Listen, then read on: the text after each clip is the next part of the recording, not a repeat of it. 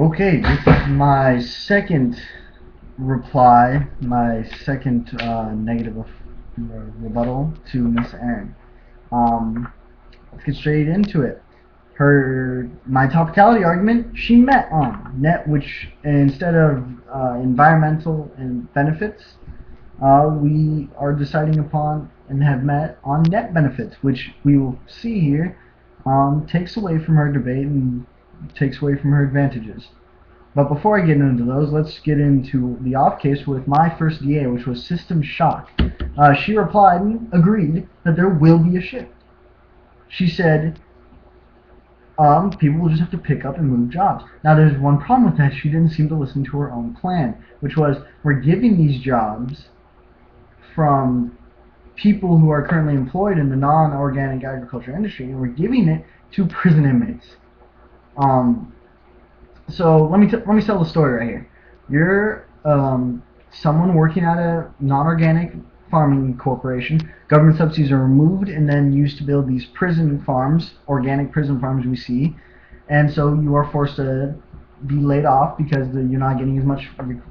Your farm isn't getting as much funding as it was, and so you go to get a job at that new farm, and you figure out that it's being manned by prisoners, by low-risk prison inmates, which we and so you're stuck without a job. It's not fair. I mean, she mentioned that number that there's 2.3 million in prison inmates. Might I remind you, the reason they're in prison is because they've proved that they are not able to be productive members of society. So we reward them with a job. Okay, that makes sense. No, we have 7%, over 7% of the nation is currently unemployed. There's 22 million people working in the farming industry right now. 22 million. That's 7% of the population again, and we're going to be putting many of them out of a job. That puts us in a position of almost doubling unemployment right now. So what she wants to do is she wants to shift the job market in the agriculture industry from people who are currently employed and adding to the GDP and adding to the economy and improving it, and let's shift it over to people who have proven unworthy of being productive members of society and double the unemployment rate, or nearly double. That's not acceptable, and the DA stands as the system shock. And the impacts here is that we'd be in financial ruin with double the unemployment rate. That's more welfare. That's more taking money out of the government. Debt continues to increase, and we see massive financial fallout, and we see huge amounts of damages done to families, the government, and current welfare programs. She touched on that. I said corporate farms will be great because they produce a lot and they are financially advantageous. But we see here that inherently organic farms are not. They're not going to produce as much as corporate farms just because they have this funding.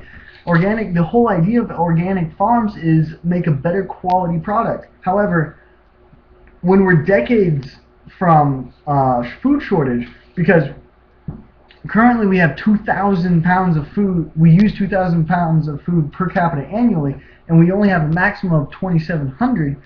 And considering that jet jumps in decades with population increasing, even if population was stagnant, we would be at our maximum in 6 decades. We would be at our maximum. If we remain stagnant in population, that's not going to happen.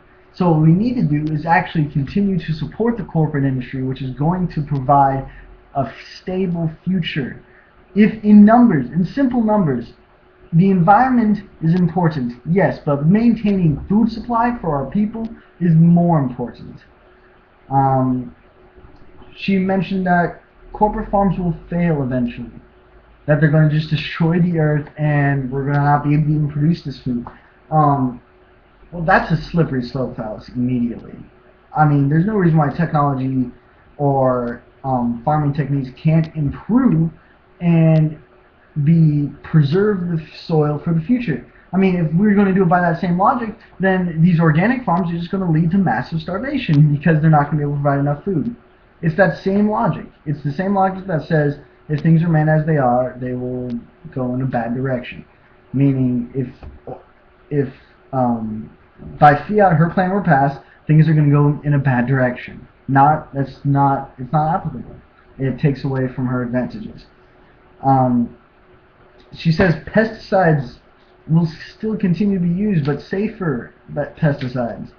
And frankly, the issue here is we have to look at effectiveness, the net benefits, which is, are we being safer to the food, or are we killing the things that are not, that we know are not being safer to the food? The pesticides are a necessity to kill these insects that are affecting our food, and we need to get rid of them. And I would rather use the more effective product. And when we're dealing with food production for over 300 million people, we need effectiveness. She said clearly organic food is better. I say the health benefits are minuscule if we don't change the mindset of the people. The people is the issue. We need to improve the mindset of the people. Tell them to eat healthier. By eating healthier, by eating maybe less and eating better food from corporate farms, like vegetables, stuff we've been taught from a kid. The issue here is not the quality of the food, it's the quantity of the food and the mindset associated with it. Thank you.